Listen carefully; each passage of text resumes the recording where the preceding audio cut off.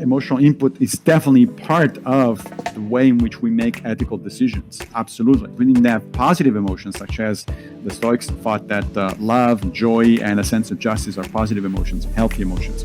If we didn't have those, we wouldn't care. We wouldn't act. But you don't want to act on the rush of the moment. If possible, you want to sort of slow down, disengage, and then say, yeah, but is this really the right thing? If I'm angry, is it right to respond in this way? Or should I take a walk, calm down, and then come back?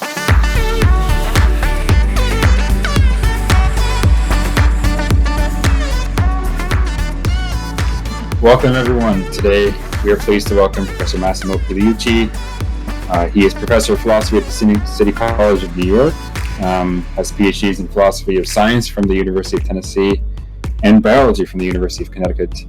His intellectual interests include philosophy of science, pseudoscience, Stoicism, consciousness, religion, skepticism, related issues. He has several books, some of which include Handbook for New Stoics, How to Thrive in a World Out of Your Control, Philosophy of Pseudoscience, Reconsidering the Demarcation Problem, Answers for Aristotle, How Science and Philosophy Can Lead Us to a More Meaningful Life, Nonsense on Stilts, How to Tell Science from Bunk, and Denying Evolution, Creationism, Scientism, and the Nature of Science, and more. He also has several published articles. And if there's anything you'd like to add, feel free. But with that, we'll welcome Professor Massimo Pigliucci. All right, thanks. It's a pleasure to be here. All right, thanks so much. I think one thing some people might be interested in to start out is your views on Stoicism. I think it's something you've written and talked a lot about. So if you don't mind just kind of laying out what you take Stoicism to be and what influence that has had on you. Sure. Stoicism is an ancient Greek-Roman philosophy of life. I think of it as the Western equivalent to Buddhism, partly because it is in fact a philosophy of life, just like Buddhism, but partly because there's a lot of similarities between the two from the point of view of the ethics, that is how we should live our life. Stoicism goal is to train us to be better human beings, essentially, which you could argue is actually the goal of every philosophy of life, or religion for that matter. I actually think of religions as a type of philosophy of life. And Stoicism in particular suggests that we should take seriously human nature and learn how to live as human beings to the fullest extent of what a human being can do. The Stoic motto is live according to nature. And live according to nature for the Stoic means living by using reason, because reason is the distinctive characteristic of our species. And in particular, to use reason in order to improve social living, because we are eminently social animals. And so that's the basic idea. Now, there are different ways in which the Stoics go about doing that. One of the basic approaches is to follow the so-called four cardinal virtues. These are practical wisdom, courage, justice, and temperance. And basically, the notion is that everything you do in life, from the most important things to the minor, the minor ones, to interactions with other people, you should always ask yourself, well, is this something that is wise, courageous, temperate, and just? And if the answer is yes, then do it. If the answer is no, then refrain from doing it. That's pretty much the very, very basic. I mean, if people want to know more, I'd be happy to talk about it, because we could go on for an hour like that. Yeah, fair enough. But we'll probably discuss a bunch of different things. And by the way, for people that are listening, if you want to have your questions asked or ask questions in VC yourself, you can just make note of that in the AMA discussion channel. So something else you've written on and taken and spoken on various occasions frequently is your skepticism, your various views on skepticism, and also atheism as well. Could you comment briefly on this sort of significance of skepticism for you, and how you apply that in religious and other issues in everyday life? Yeah. A lot hinges on what one means by skepticism, right? What does it mean to be a skeptic? It doesn't mean that you deny everything. It doesn't mean that you always say no or anything like that. In modern parlance, what I refer to as skepticism really originated pretty much with David Hume in the 18th century. And it's essentially the notion that one should, as Hume said it, one should proportion one's belief to the evidence. So beliefs range from, the strength of a belief about anything ranges from 0 to 100%, right? Where 0 is something you completely disbelieve no matter what. 100% is something you completely believe no matter what. And then the majority of your beliefs presumably fall somewhere in between. If you have a very, very strong belief, then you're in the, the high 90s. If you're very, very skeptical belief, skeptical acceptance of a notion, then you're in the teens or the 20s. And skepticism is really a approach that teaches you that you should alter and proportion your beliefs to the available evidence. So regarding any particular application, any particular thing that you're considering, any particular issue that you consider, you should ask yourself, what reasons and or evidence do I have to at least provisionally accept this notion as opposed to reject it? So that's the way I see skepticism. And of course, it can be applied to pretty much everything, not just religion or atheism, but is it a good idea to wear masks in the middle of a pandemic, for instance? You can be skeptical of that. Now, in that particular case, I'm not. Now, my belief that masks are a good idea hovers into the 90s and above. One of the important things to consider, I think, is that one can understand human skepticism and what I consider, contemporary skepticism in the from a Bayesian frame of reference. Bayesianism is a way of estimating probabilities of statements or hypotheses or theories. It's very widely used in a lot of different fields, from science to engineering and so on. And essentially, Bayesian will tell you that your beliefs should be updated every time the new evidence comes in. And the Fate bias theorem is essentially a formula to update your beliefs in proportion to the evidence. The important thing for a Bayesian, and I think also for a skeptic, is that your beliefs should never really reach the opposite extremes of 0 or 100. Because if they do, that means literally that there is nothing that would change your mind about that particular notion. If you're at 0, so you're a complete unbeliever in whatever the notion happens to be, or you're 100%, you're a complete believer. Because you are at the extremes of the distribution of probabilities, that means that there's nothing you can change your mind. And I think it's a bad idea to put yourself in a situation where you cannot possibly change your mind no matter what. All right, great. So next, I think we had a couple questions. I think Darth Dawkins wanted to ask a couple questions. If he's a Christian apologist, and so if you want to move on at some point, just let me know. But Darth, if you want to ask your questions, you'll have to unmute. Professor, can you tell me how to? Hold on a second. I got to turn something off here. How do I pronounce your last name? Pigliucci. The G is basically silent. Pigliucci. Pigliucci? Pigliucci. Don't worry. Call me Massimo. It's much easier. Massimo. Okay, I apologize for botching that. No worries.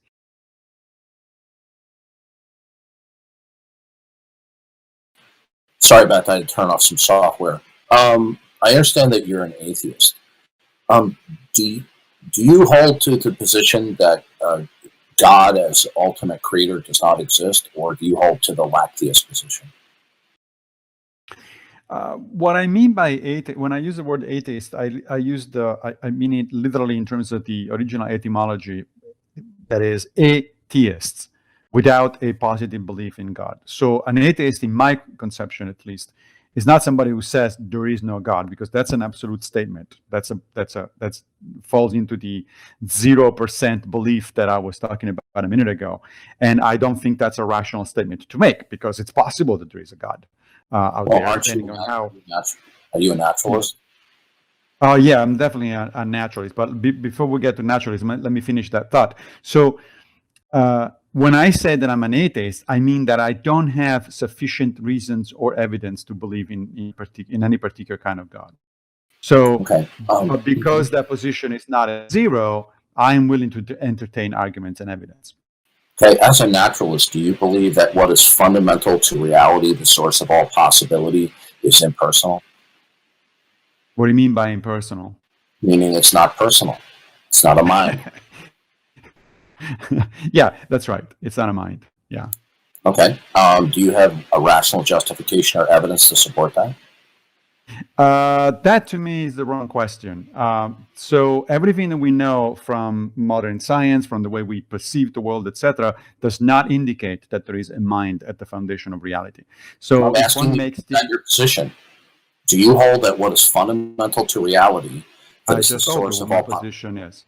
Okay. I said that I don't believe that there is a mind at the basis of reality. Okay. However, when you ask me why, what proof do I have of that, I'm replying that I don't need any proof. The burden of proof seems to me on the people that claim that there is such a thing. Okay, but you do hold that what is fundamental to reality is impersonal. Okay, so do you have a justification for that? As I said, there is no evidence of the contrary. That's my justification.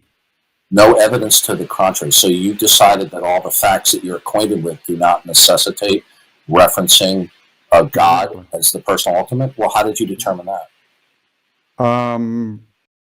Because I don't see as I think it was Pierre-Simon de Laplace famously put it to Napoleon, I don't see any reason for that hypothesis.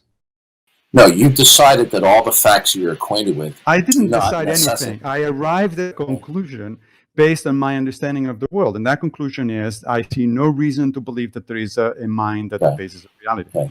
So you believe that facts do not necessitate referencing God as the ultimate necessary precondition? Correct. Okay. How did you determine that? I'm thinking that there is something here that we're talking past each other. No, that was a straightforward question. Yeah, no, it's not really a straightforward question. You know it is. Okay, you either believe that it is necessary to reference God as the precondition of all facts. And I already said I don't. Or you don't believe that. Okay. So what is your justification that all facts indeed I already gave you that also. I said that I see no reason based on my understanding of what science tells us to invoke any mind fundamental to reality. I'm not asking you a scientific question. I'm not asking you a scientific question. No, actually, I'm asking you a metaphysical question. Okay? Now, yeah, see, the problem is that metaphysics, that when it's completely disconnected from empirical evidence, and therefore from epistemology, serves no purpose at all. Okay, so you will either believe that what's fundamental to reality is either a mind or not a mind. Okay? Now, if somebody says that they believe what's fundamental to reality is a mind, in order for you to accept that, you would need a justification or evidence to support. That's your criterion of belief. But you are not following that criterion of belief when you adopt what is fundamental to reality, the source of all possibility, that it is not a mind. Are you conceding here that you do not have a justification, that what you do positively believe, that what is fundamental to reality is not a mind? I'm not sure we're using the same language here. I told you what the justification is already 3 times. I don't think I need to repeat it a 4th one. Yeah, what you said is you see no reason to believe, but that means that you decided that all facts are independent of God. How do you know that? One more time, because I see nothing when I interpret anything about the universe, anything about how the world works. If somebody says, and that was made by God, that adds absolutely nothing to the explanation of what I'm seeing. Therefore, it's an unnecessary hypothesis. And therefore, I'm not contemplating it. But then you believe that facts are independent of God. So I'd like to know, how did you determine that? I just told you. And apparently we're not gonna get past that point. So I think we should move to the next one. Yes, that's a good idea. We'll move on. Yeah, may I ask a voice question, please? Sure, absolutely. Okay, wonderful.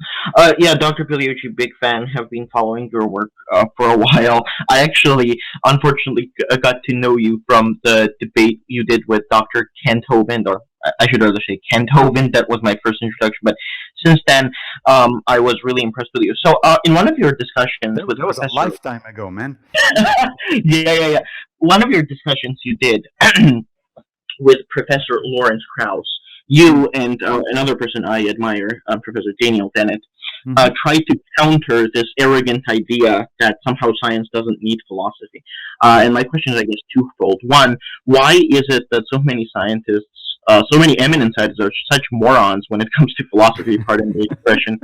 And second, do you think that, similar to how scientists communicate their findings to general public, philosophers need to have some kind of philosophy communication? Thank you. Yeah, let me start with the last question. Yes, absolutely. Good science. We need good science communication and good philosophy communication. I do think that those are both out there.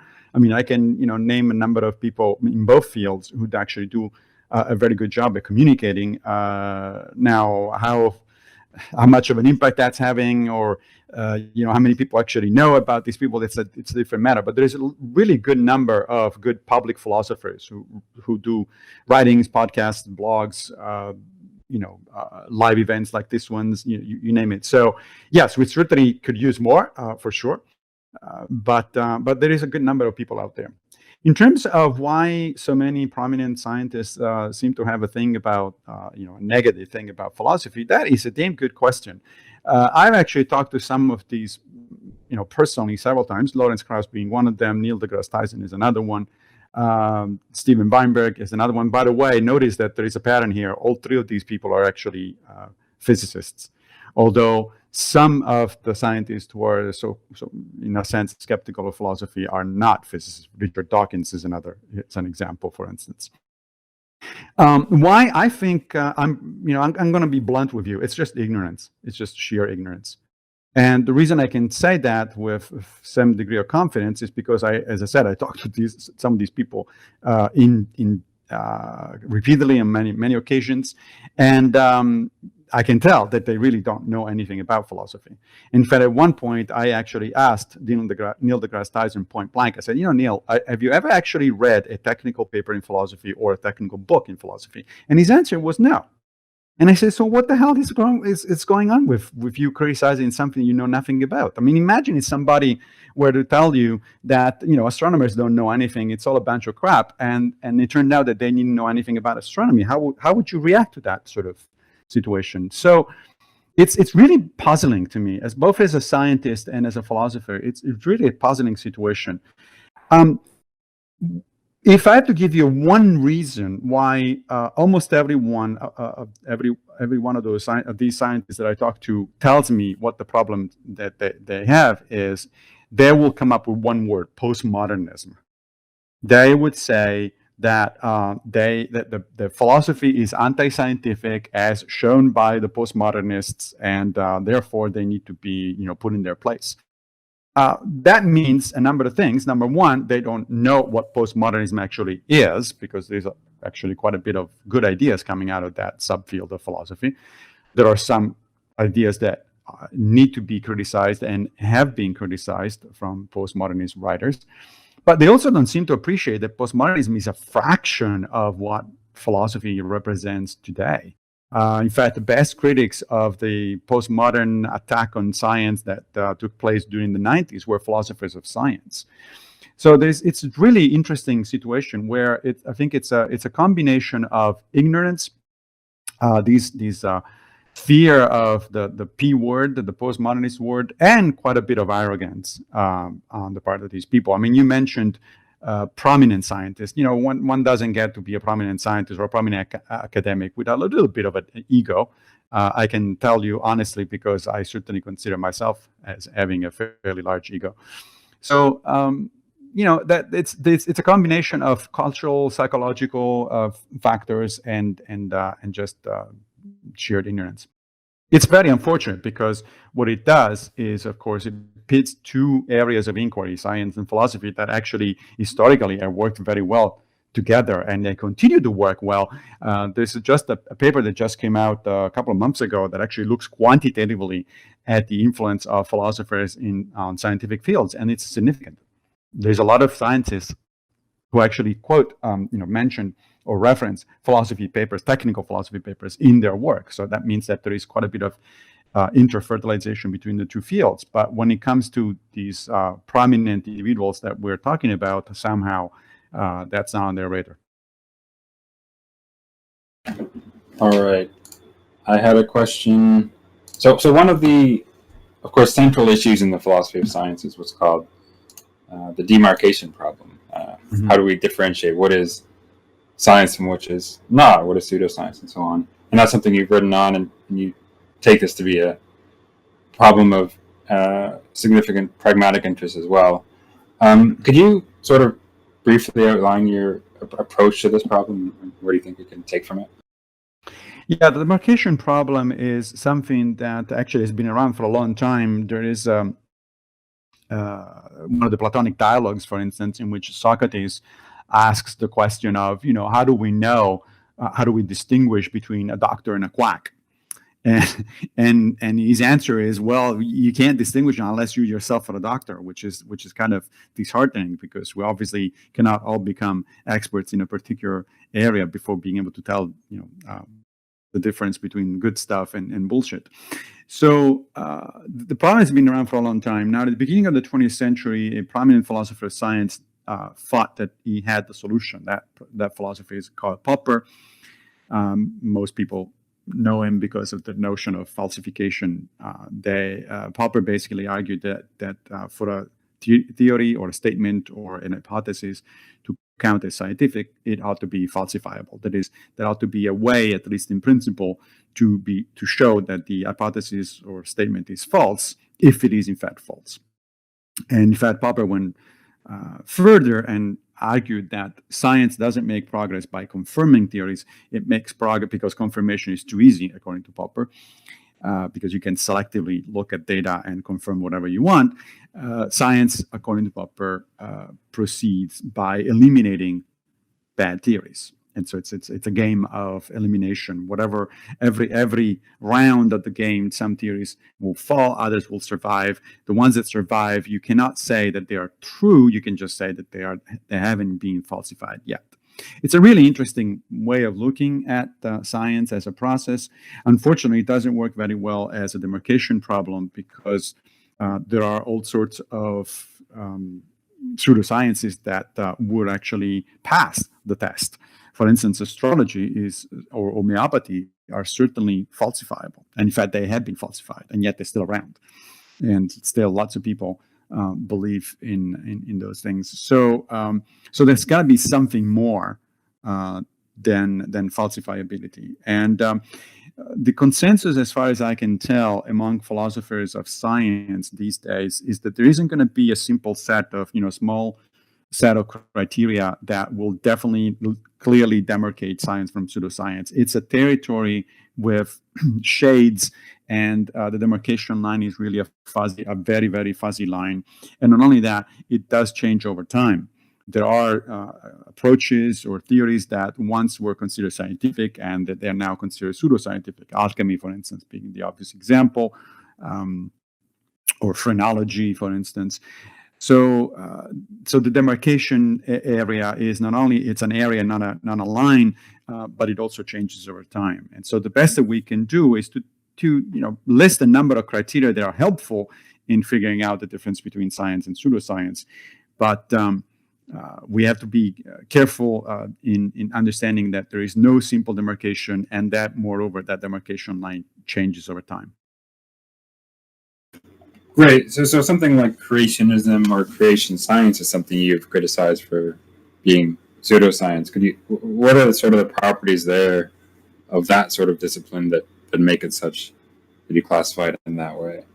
Yeah, there are two types of creationism that fall into the pseudoscience category. One is, the one you mentioned, creation science, so-called, and the other one is intelligent design theory, which is a little bit more sophisticated. Creation science is a pseudoscience for the simple fact that these are people who simply refuse to accept the widely held interpretation of the data that they're pointing to. I mean, these are people, for instance, who think that the Grand Canyon was created by a single flood.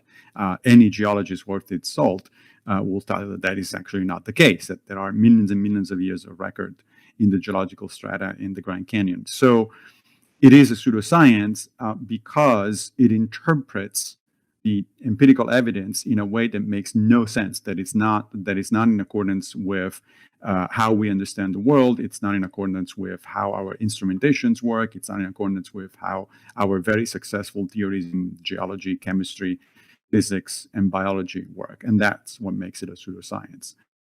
Intelligent design theory is a little bit of a different thing, because it doesn't really theorize anything. Despite the name, it doesn't really theorize anything.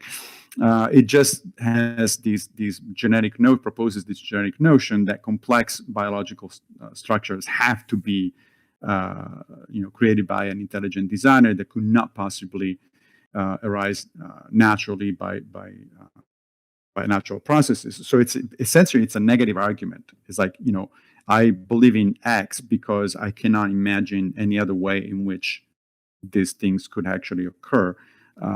And if you put it that way, the intelligent design really boils down to an argument from ignorance, which is one of the standard logical fallacies. It's like, well, just because you can't figure out, that doesn't mean it cannot happen. And of course, for the structures that intelligent design theorists point to, such as from the macroscopic structures like the human eye to the microscopic ones like the bacterial flagellum, we actually have pretty good evidence of their gradual evolution over a long period of time. We have some of the intermediate pieces. We know enough about their physiology, anatomy, and biochemistry that we can tell that they are in fact natural processes, and they don't require, they're very unlike the famous watch and the watchmaker kind of argument, which goes back to William Paley at the beginning of the 19th century.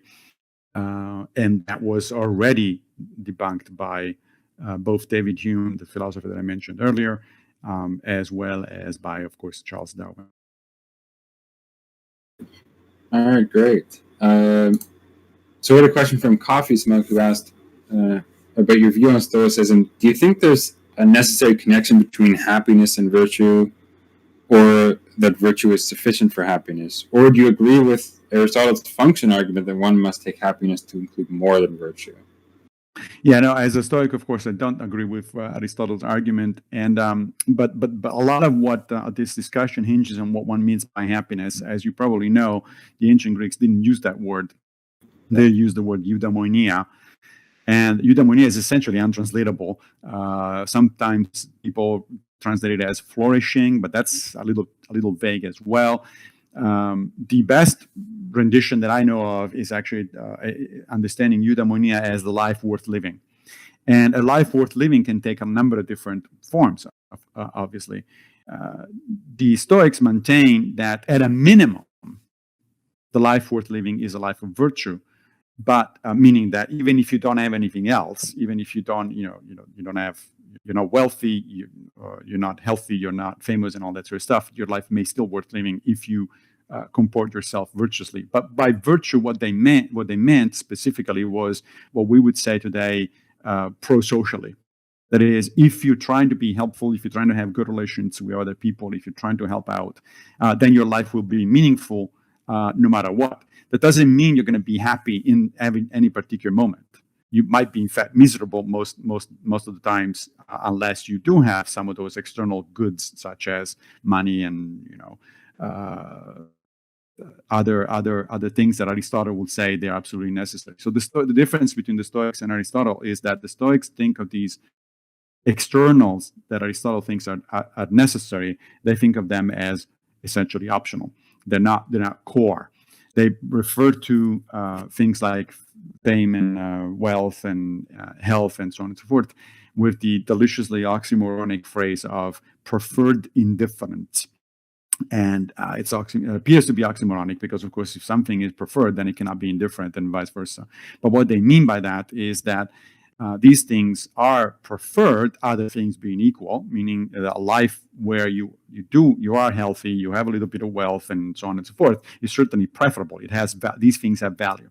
However, they don't actually make you a good person. They don't make you a virtuous person. And since for the Stoics, that's the only thing that is truly fundamentally important in your life, then these are kind of accessories, but they're not needed. Aristotle will argue, on the other hand, that they are needed. You're going to be pretty miserable, according to Aristotle, if you don't have enough money, if you're not healthy, even if you don't have good looks, and so on. All right, great. A somewhat unrelated question from David Z, who is wondering what your... Wait, 1 second. Recording. 1 second.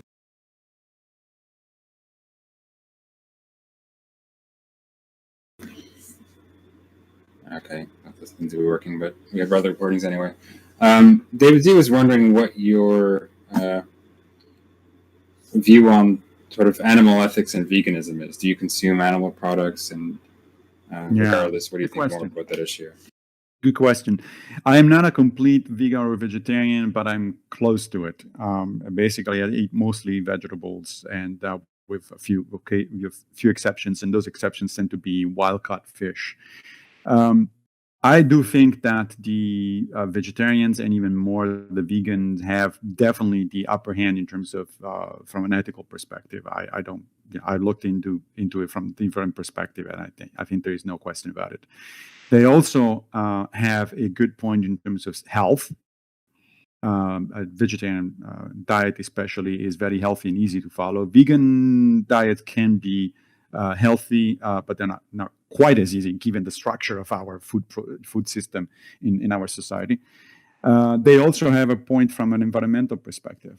The environment certainly would be much better off if we didn't have all these production of, industrial production of meat.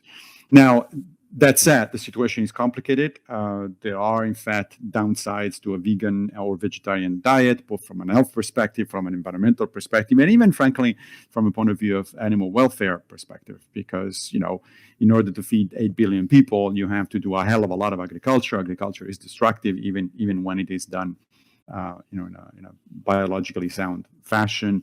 There are issues about scalability. It's easy for me as a white man with a certain degree of wealth living in New York. It's easy for me to go local and organic and all that sort of stuff, but you're not going to be able to feed 8 billion people that way anytime soon. So it's actually a complicated issue, but I think that all in all, across the board in terms of environmental impact, animal suffering, and health, the vegetarians and the vegans have the upper hand. Great. So do you in more general have a view on like metaethics and whether there are objective moral principles and so forth? Or yeah, that's a great question. So metaethics is that area of philosophy that deals with the nature of moral statements, right, or ethical statements. So when I say that genocide is wrong, what do I mean by that, for instance? And there are different metaethical theories. Broadly speaking, there are 3 categories of metaethical theories. There's ethical realism. There is ethical, let's call it, for lack of a better word, irrealism or non-realism or anti-realism, and then there is ethical naturalism.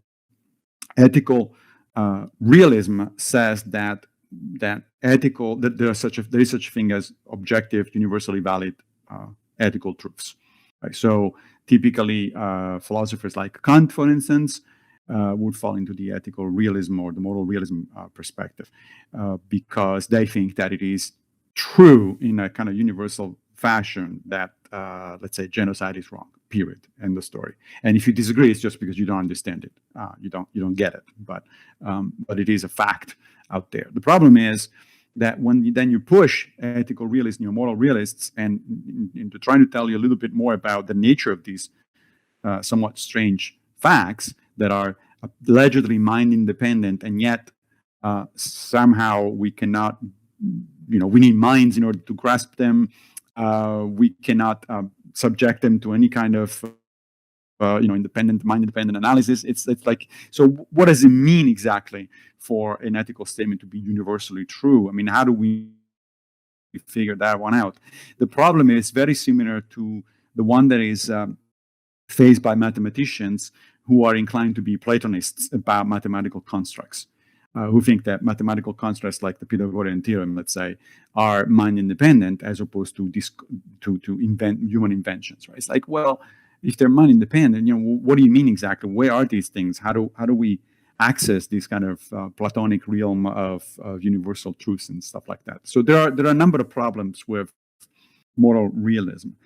The opposite position, moral anti-realism, comes in a number of varieties of flavors, including emotivism, for instance, which is the notion that when I say that that genocide is wrong, I'm just expressing an emotional, I'm just emoting about it. There are also anti-realists who say that when people make moral claims, all they're saying is they're giving you your opinion, so that for all effective purposes, when I say that genocide is bad, the statement is similar to when I say that my favorite flavor of gelato is dark chocolate. It's like they're just preferences. It's very difficult to actually be an anti-realist. It turns out I don't think anybody actually lives as an anti-realist.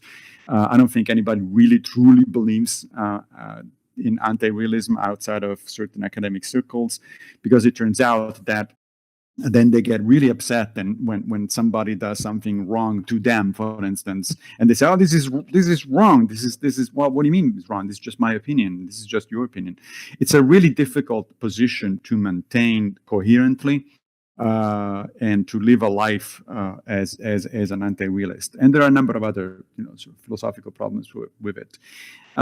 The third position is moral naturalism, and it may come as no surprise that I consider myself a moral naturalist. So the Stoics and pretty much everybody in ancient Greece and Rome was a naturalist from that perspective. So basically they said, look, it's not that we make up stuff as we go in terms of ethics, but it's also not the case that there are universal truths that are mind independent. Ethics is a human construct, but it's a human construct that is constrained by human nature.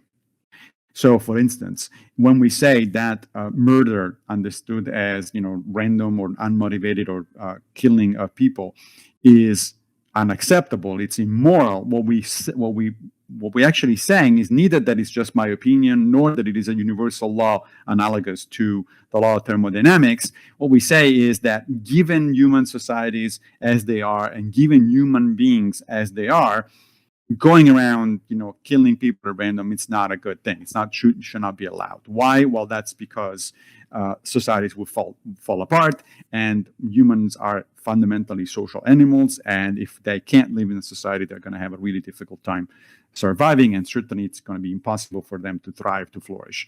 So an ethical naturalist would say that to some extent, ethics is certainly an issue of negotiating with other people on the specifics, but those negotiations and those specifics are constrained by certain facts about human biology, human sociology, human psychology, and so on and so forth. All right, Coffee Smug had a somewhat of a follow-up question about ethics and Stoicism, where he's running the Stoic notion of living in agreement with nature. How does that play into practical reasons? Is it about consistency, and if so, is consistency a sufficient account of the good? I'm not exactly sure what he's getting at there, but maybe we understand. Yeah, that's a good question. So living according to nature for the Stoics means two things: living according to universal nature and living according to human nature.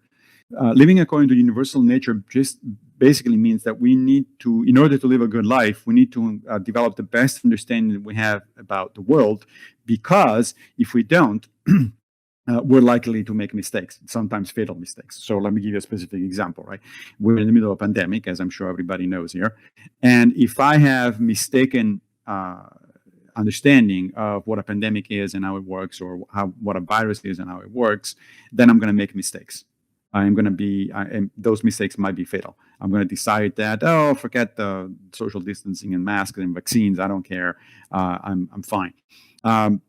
Very likely, I would pay for that kind of error in judgment, and so misunderstanding of how the world works. So we should live according to universal nature, meaning we should have a basic understanding of how things actually work in the world, as opposed to how we would like them to be, or as opposed to wishful thinking.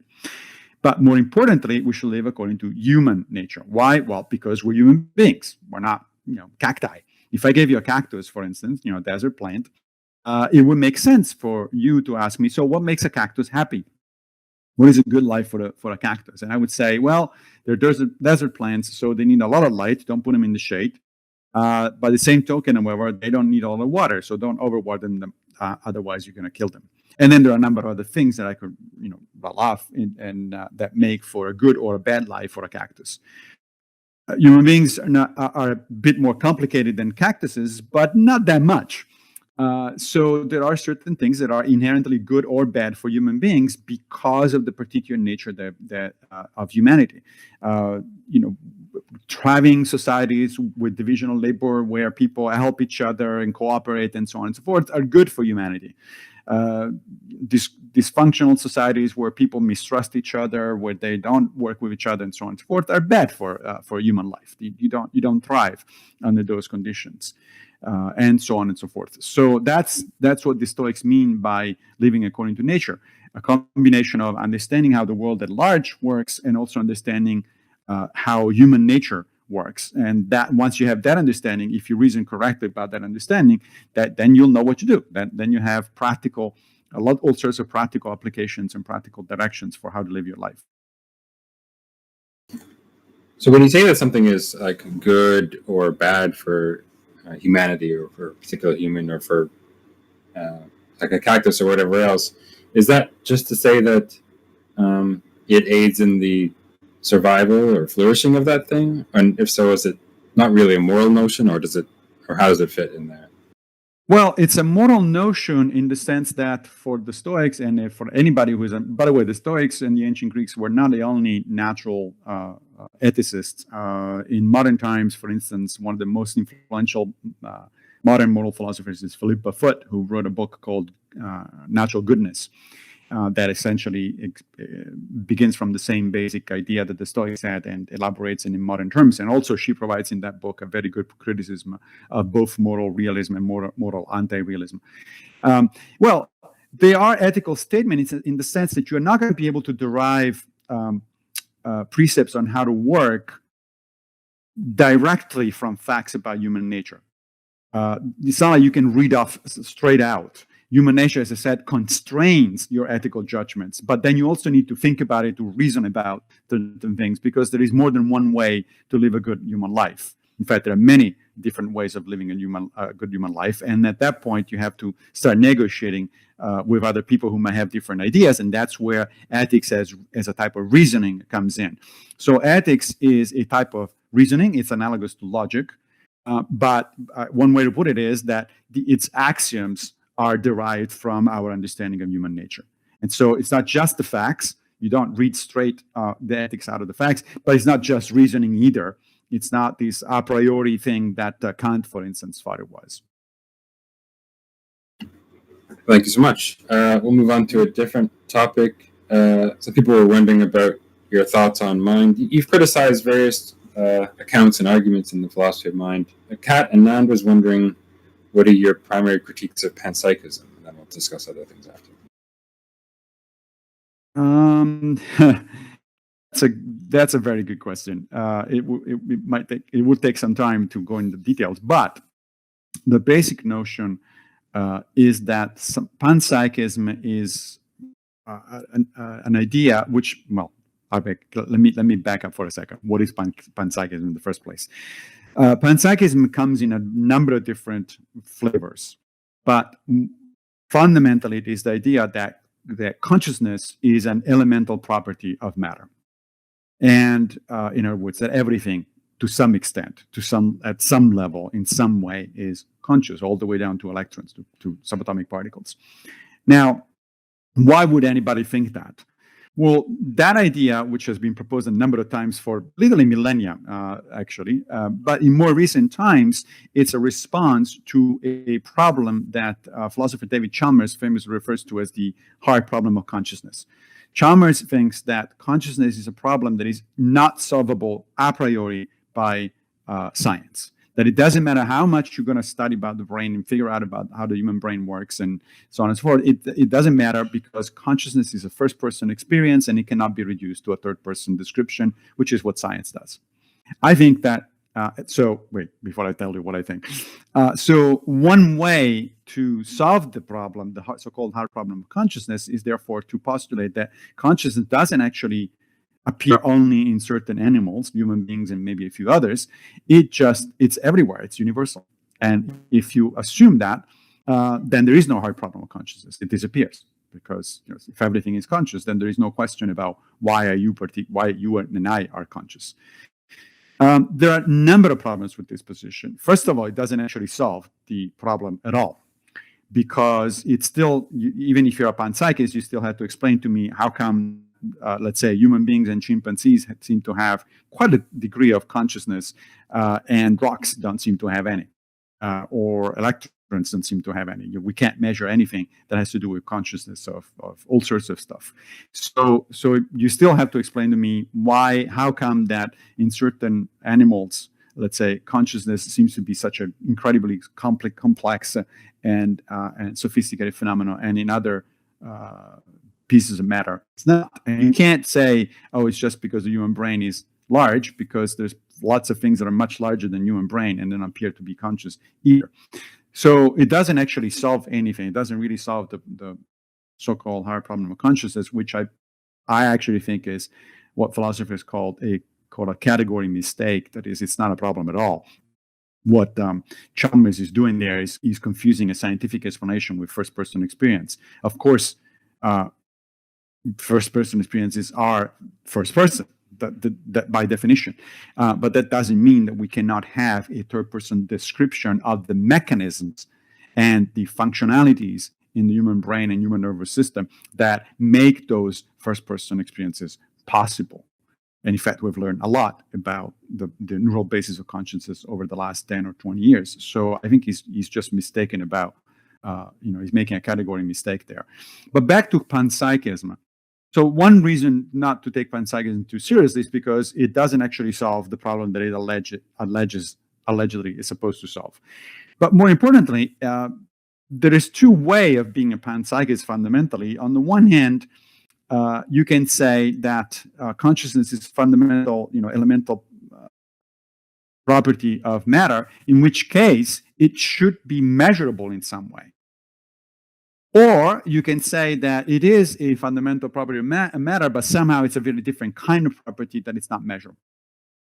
In the first case, in the second case, of course, you're a dualist. You're essentially assuming that mind and matter are different kinds of things. But if you're a dualist, you're regressing in philosophical terms all the way down to the cart. And I thought that, and lots of philosophers today are not dualists. They don't take dualism seriously, because there is no reason to think that that matter and mind are different things. I mean, we have all sorts of direct evidence of the fact that we are capable of conscious experiences only because there is a very specific material substrate. We can interfere with the material substrate, that is our brain, and very clearly show that consciousness ceases temporarily or permanently. You can interfere with conscious experiences by simply sticking electrodes into people's brains and so on and so forth, or even from the outside without actually having to do any intervention by using highly focalized electromagnetic fields. So there's all sorts of very good evidence that shows that mind and matter are not separate things. They're one the result of the other. In fact, I don't like even the word mind, because it seems to refer to an object or to a thing. I prefer the word minding as a verb. To me, minding is what the brain and the nervous system do just like breathing is what I do through the lungs and other function structures in the human body, and just like blood circulating is what the heart does, and so on and so forth. So if you are a dualist kind of panpsychist, I think that's a dead end in terms of philosophical terms. If you're not a dualist, that is, if you think that consciousness really is an elemental aspect of nature, and it should be therefore measurable, just like we measure everything. We can measure the electrical properties or the spin properties of electrons and so on, the charge and the spin of electrons. Then we should be able to measure consciousness at an elemental level. Now, a number of scientists have pointed out that that's simply not the case. That's just not going to work. And the best writer that I know about this is Sabine Ossenfelder, who is a theoretical physicist in Germany, who has written this wonderful little debunking of panpsychism called No Electrons Don't Think. And the response that I've heard from panpsychists that have been exposed to Ossenfelder, to Sabine's criticism, is, no, we don't mean that elemental consciousness is actually measurable. It's an epiphenomenon. In other words, they revert to a dualist position, which is not tenable, I think, on philosophical grounds. So either way, panpsychism isn't that interesting. It doesn't actually solve the problem that it's supposed to solve. There's no evidence for it at a physical level. And when you point that out, then panpsychists themselves seem to say, of course, that's because it's not a physical property. Well, if it's not a physical property, how the hell do you know that it exists in the first place? Great. What about the sort of response that sometimes panpsychists will give, known as like Russellian monism, according to which it's not dualism. It's just that when we have these physical things and our physical theories that describe them, the mental stuff we wouldn't expect to show up in the equations or the observations of how the things relate to each other and move around. But all the same, what those equations give us is just how these things change and some of the various properties they have.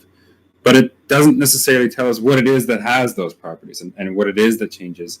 And what it is that changes has various mental properties. And I'll talk about like quidities and stuff like that. What do you think about that sort of approach?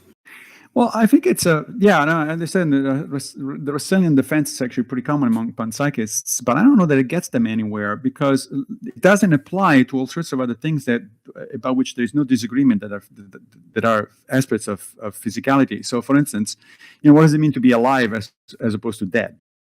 We can tell the difference between a rock and a human being, or a rock and a plant, quite easily. And certain things in the world appears to be alive, and other things appear to be dead. Now, what does it mean to be alive? Well, although as it is notoriously difficult to define life, just as it is notoriously difficult to precisely define consciousness, we can study all sorts of properties of living organisms. We can tell where they differ from non-living organisms. In the same way, we can do the same with consciousness. And so, if we can do that, then what sense is there in saying that, oh no, this is a property that is somehow connected to everything, if in fact we have pretty good empirical evidence of the existence of this property in certain physical structures and not in others. So the Russellian defense at some point becomes pretty much mystical. It's like, well, what are we talking about here? If it's something that we have no idea of how to define, it doesn't actually do anything causally. It's not described by the laws of physics. It cannot be studied, understood by biology. Then what the hell is it? What are we talking about? Yeah, that's a good question.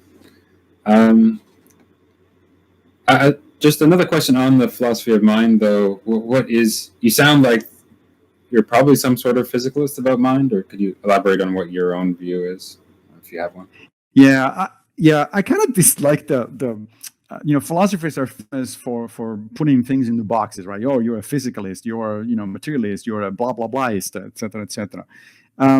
And the problem with those labels, they're convenient labels, of course, because they do describe certain general positions in philosophy or in metaphysics or in ethics, etc., etc. But the problem is that then once that somebody says, you are a physicalist, let's say, well, there is a whole literature there on physicalism and both defenses and criticism of physicalism, and you're supposed to be agreeing with pretty much everything in that literature, even though you may not. You may have your own ideas about what means to be physicalist. So, for instance, in my case, I prefer the phrase naturalist to physicalist, because physicalism is often understood as the claim that everything is made of matter. It's physical stuff. But modern physics tells us to be cautious about when we talk about matter, because it's beginning to be pretty clear that matter, as we used to understand it until even a few decades ago, isn't the most fundamental thing in the universe. The most fundamental things, we don't even know at the moment what the most fundamental thing is, because we do not have the most fundamental physical theory possible. The current one, the standard model in physics, talks about fields as being the most fundamental. And fine. I'm okay with saying then the basis of reality are fields, and which interact in a certain way, and they have certain properties described by fundamental physics. Now, does that make me a physicalist? Well, not exactly, right? Because fields are not really made of anything. In fact, the famous Higgs boson that was discovered a number of years ago, it's exactly the particle that actually gives mass to the rest of to every other particle, right? Well, that means that there is something more fundamental than mass. That means that there is something more fundamental than stuff, in a sense, right? So I am a naturalist on the other hand, because essentially I think that our best descriptions, our best bet for a good description of the foundations of reality is physics. And that makes me a naturalist, because physicists are not going to go around invoking, supernatural entities in order to explain what they observe. So in that sense, I'm a naturalist. Physicalist gets a little iffy. Fair enough. So if we clarify, maybe physicalism itself is a little bit iffy or hard to define, but if we think that, if you ask whether your mental states are anything more than, say, brain states or neural states of some sort, is that something you would assent to, or? Sorry, say that again. The view that our mental states are nothing more than, or perhaps identical to, or arise from in some way, just neural states, brain states, maybe less. Yeah. Mental states arise. I would say arise. I think it's a better term because it's suitably vague. It needs to be fleshed out by the details of neuroscience, etc. But yes, essentially, I have a friend of mine, a philosopher, Jonathan Kaplan, who believes that when it comes to consciousness, believes in the no ectoplasm clause. The no ectoplasm clause says that whatever consciousness is, whatever mental activity is, it requires a brain. And it is the result of brains doing stuff. Now, of course, brains don't do stuff necessarily by themselves. There is an entire nervous system. We do tend to focus on the brain, but the nervous system is much broader and much more complex than just the brain. And of course, there is input from sensorial channels. There is the environment. There is extended cognition. There is all sorts of other stuff going on. But all of that at bottom obeys the no ectoplasm clause. That is, there is no spooky stuff. There's no mental stuff that is unhinged or independent of physical stuff. So, and that's why also earlier I said that I prefer to use mind as a verb rather than a noun, because I think it is minding is an activity, it's a process, and it's a process that is made possible by certain specific biological structures that evolved over time as a result of natural selection and other evolutionary processes. All right, we had by the way, we've been going for about an hour. I'm just wondering what your I can stay for another 10 minutes or so. That sounds good. We had a couple more questions on Stoicism. So Yorha asked, can emotion be a morally justified motivating reason behind an action? Alternatively, in the case, actually, we'll just leave it at that for now. Do you think emotion can justify our actions morally? Yeah, that is a great question. And the Stoics have a very interesting, in my mind, answer. They don't make a sharp distinction between emotions and reason. And I think they're right in not making that distinction, because modern neuroscience supports the fact that there is no sharp distinction between what we call emotions and what we call cognition. That is, emotions always have a cognitive component embedded in them. Even anatomically speaking, if you think of the amygdala, for instance, at the base of the brain as one of the major anatomical neural basis for emotional responses, because they're the ones, the amygdala is where the flood of hormones comes out whenever you experience strong emotions.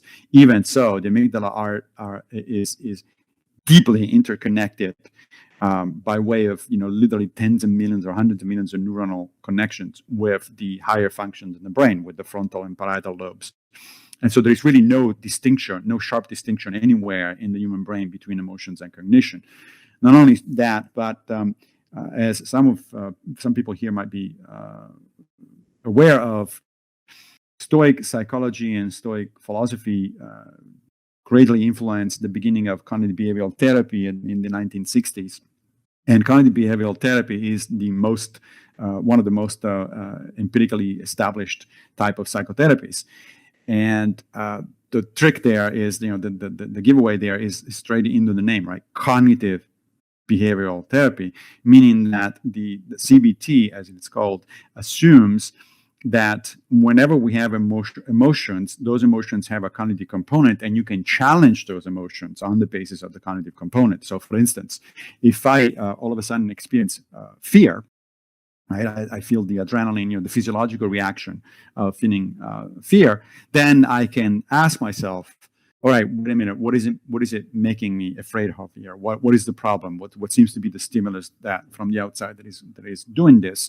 And once I do that, I begin to challenge or to modulate the emotion itself. In other words, my cognition, my thoughts actually feed back into the emotions, and I may calm myself, as opposed to if I feel that initial physiological reaction, and I'm going to start panicking. I'm saying, oh my gosh, there's something awful going on. There's horrible something is going to happen. I'm going to die, etc., etc. Then my cognition feeds back into the emotion and amplifies it. So what the Stoics would say is that there's no such a thing as reason separate from emotion, which means that the emotional input is best understood as an input.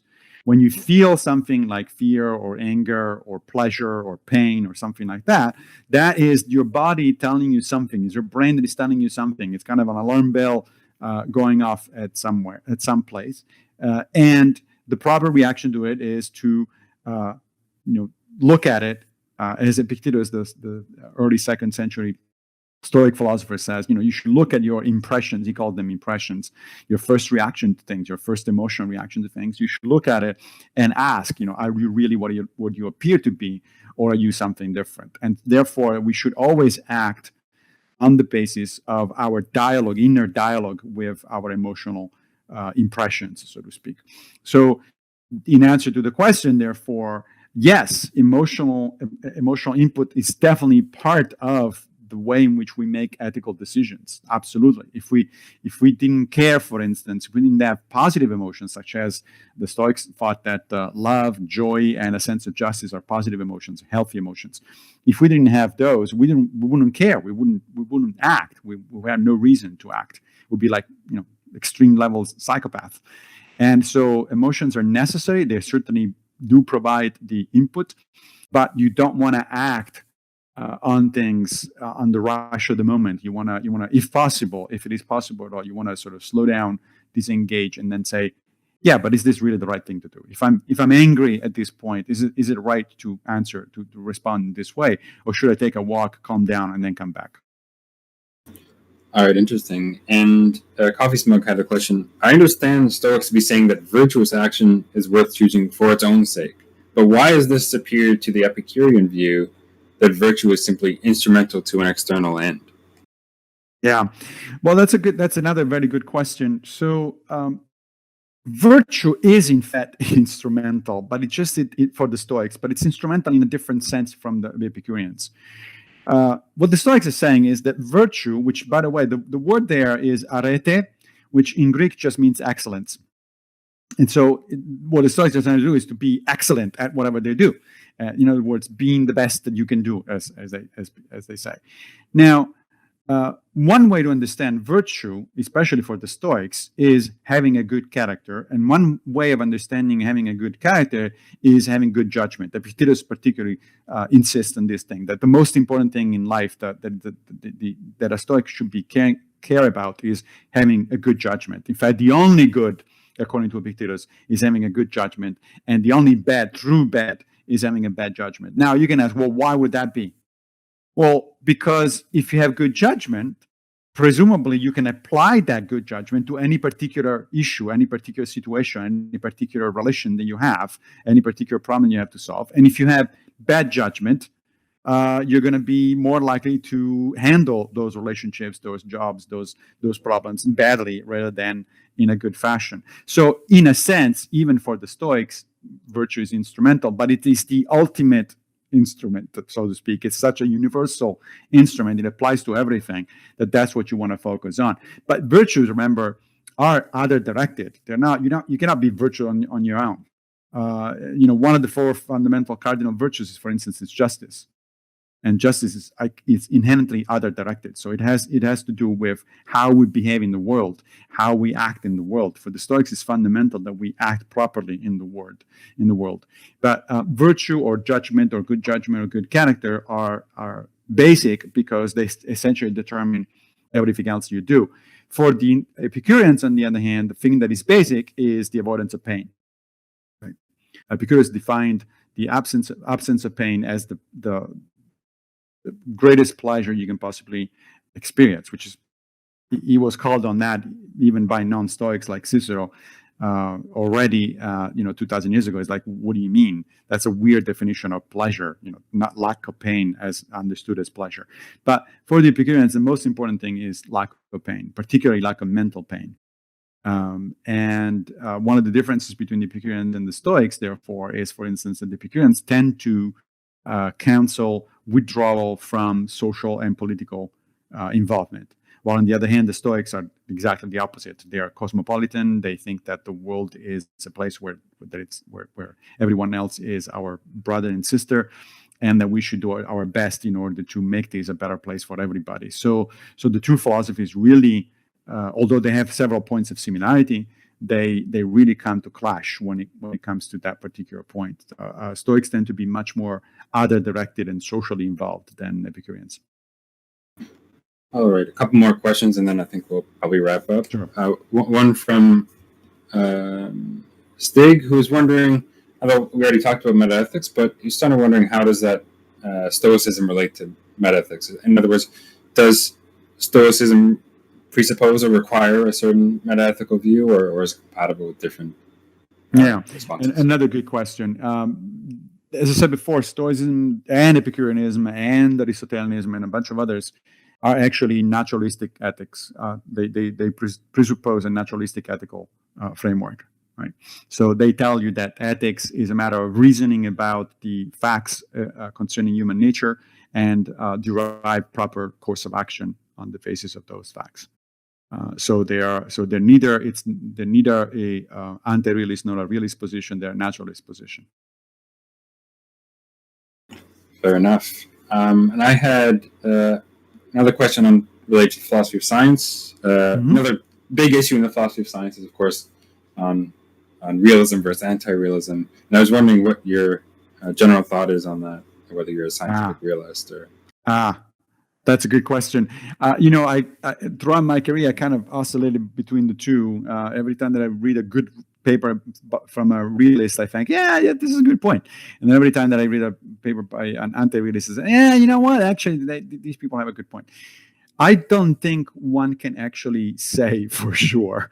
I think that science, as I understand it, is really in the business not of discovering ultimate truth about the world as it is, although most scientists, especially the ones that are ignorant of philosophy, will tell you that that's exactly what science is doing. I think that science is in the business of producing empirically adequate models of the world, of phenomena from the world. And right there, you can tell probably that answer tends to be on the anti-realist side. right? So, for instance, if you, to use a specific example, if you ask me, are you a realist about electrons? I don't know what it would mean to be a realist about electrons. I don't know that anybody can actually tell you what an electron is fundamentally, as a thing. But I can tell you a lot about how the properties of electrons, right? How they behave under different conditions, their charge, their spin, their et cetera. And I have models that tell me that are capable of predicting with very high degrees of accuracy the behavior of electrons. And I think that fundamentally that's really what science is about. Now, that said, presumably these models are modeling something that is out there, independent of the human mind, and has its own properties. But that's a step too far.